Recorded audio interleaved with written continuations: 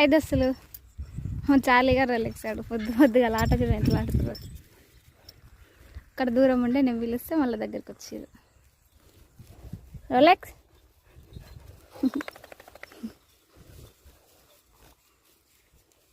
చాలమ్మా ఏడికి Charlie లేట్రా.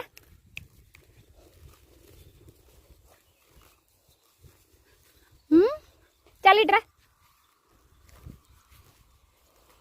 Charlie రావా. అబ్బా దొంగ కొడక. దా చార్లీ దా. చార్లీ ఓ చార్లీ